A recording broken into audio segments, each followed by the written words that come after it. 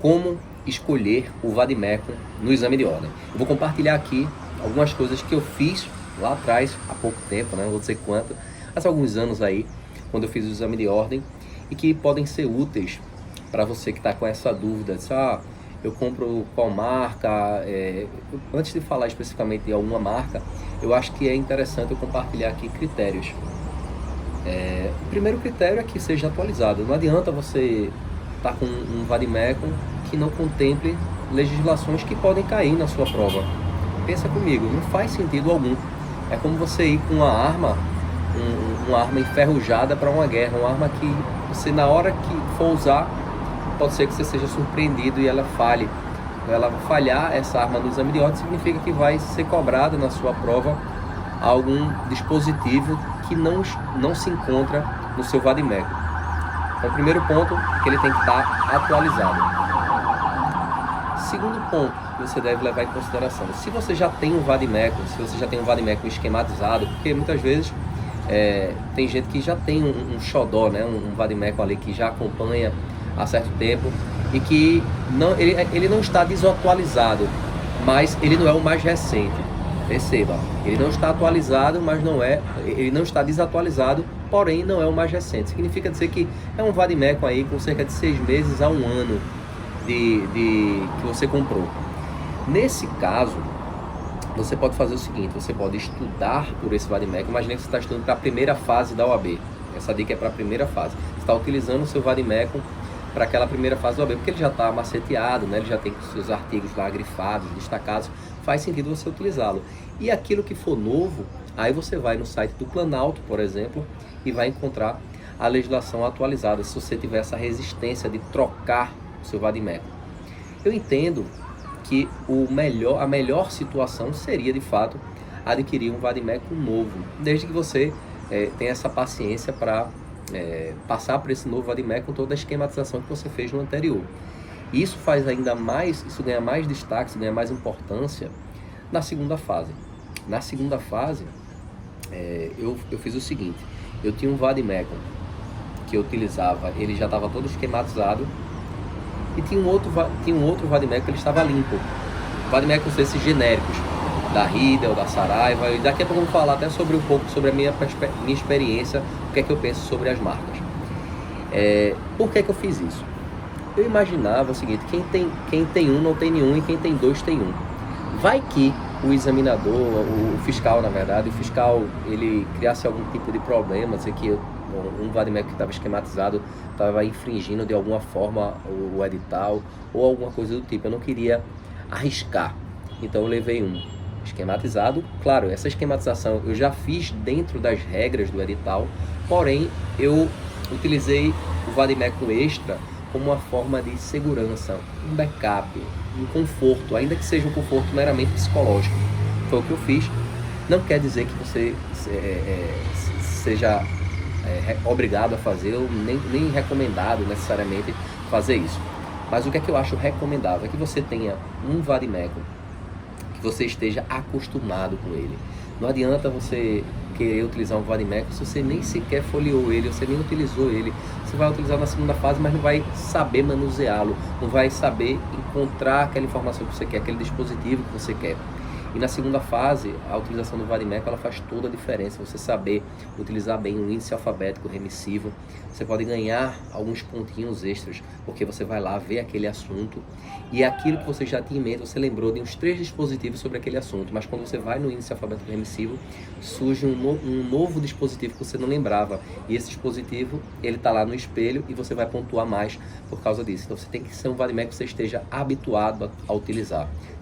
Por isso que é importante você, desde a preparação para a primeira fase, você já use o vade-mecum no seu dia a dia, na sua preparação. Por exemplo, dentro do OAB Nunca Mais, nós temos conteúdos lá em que nós preparamos os principais artigos nas legislações específicas para o exame de ordem. Por exemplo, você vai ter lá o Código de Ética, os artigos que foram mais cobrados ao longo da história da FGV. Você vai ter isso também no Estatuto do OAB. Para quê? Para facilitar. Isso aí você já vai destacando no seu vade-mecum. E isso vai fazer o quê? Vai fazer com que sua mente ela fique mais atenta a os dispositivos que são mais relevantes. Relevantes para quem? Para o examinador da FGV. O nosso papel aqui é entender o que é que pode vir na prova e se preparar de forma satisfatória nesse sentido. Então, falando agora especificamente sobre as marcas, eu entendo, pelo menos na minha experiência, pode ser diferente para outra pessoa, obviamente, mas na minha experiência, eu me adaptei melhor com o Vademecum da Riedel, por entender que ele era o mais completo, ele tinha mais leis do que comparado, na época que eu fiz a comparação, com o da Saraiva. Não quero dizer que só por isso o Vademecum da Riedel seja melhor do que o da Saraiva. Eu não tenho nenhuma relação com ambas editoras. Só estou falando que para mim fez mais sentido. E uma coisa que para mim também fez muito sentido foi ter um Vademecum específico para a disciplina que eu vou fazer a segunda fase. Mas isso aí, só quando você for fazer a segunda fase. Se você está se preparando para a primeira agora, não precisa se preocupar. Quando você passar na primeira fase, aí você pode utilizar essa dica que eu estou falando, que é comprar um Vademecum específico da sua matéria. Por que isso, Joás? Para que isso? Eu não já tenho um Vademecum geral? Ou a gente já está falando aqui sobre Vademecums, sei nem se o plural é assim, genéricos da Riedel, da Saraiva, etc. Mas por que eu estou falando isso? Porque esses Vademecums específicos da matéria, eles têm um compilado ali de leis que facilitam a sua vida, que facilitam o seu processo tanto na preparação quanto na hora da prova mesmo. E digo mais, pode ser que tenha algumas leis que você só encontre no Vademecum específico da disciplina e não encontre no Vademecum genérico. Pode acontecer. Por que isso? Porque tem leis que são muito específicas, só daquela matéria, não tem razão para ter no Vademecum genérico. Pode acontecer. Não sei se é o caso da disciplina que você escolheu para a segunda fase. Então, fica esse registro. Critério, tem que estar atualizado. Segunda coisa importante, você tem um Vademecum que você esteja habituado com ele e que seja um Vademecum que você, tanto um genérico, que você deixa ele esquematizado, já grifado dentro das regras do edital do exame de ordem. Cuidado com isso para não fazer alguma coisa que possa... Já pensou chegar lá na hora e não poder utilizar o Vademecum, porque o fiscal identificou alguma coisa que é proibida.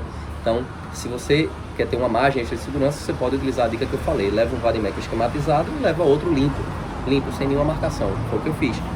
Não está acontecendo nada comigo. O Vademecum que eu utilizei lá não teve nenhum problema. Porém, para mim foi um conforto psicológico. Eu me senti bem com isso, me senti à vontade. Pude fazer uma prova mais tranquila. Paz de espírito para mim não tem preço. E é claro que isso aí só se você puder. Se você não puder, você faz o básico. O Vademecum genérico, você esteja habituado com ele. Eu falei aqui que eu tenho uma preferência pelo da Riedel, que é o que eu gosto mais. E tem também outros Vademecums, da Saraiva e por aí vai. E uma dica extra que eu dei foi você considerar, a partir do momento que você passar na primeira fase, comprar um Vademecum específico para sua matéria na segunda fase. E aí basta uma pesquisa no Google que você vai encontrar. Eu vou deixar aqui na descrição 2 links, que são os Vademecums que eu mencionei aqui, o da Saraiva e o da Riedel. Então eu vou deixar aqui na descrição, você vai ver aqui na descrição desse vídeo, em alguma parte embaixo talvez, e aí você vai poder acessar. Beleza?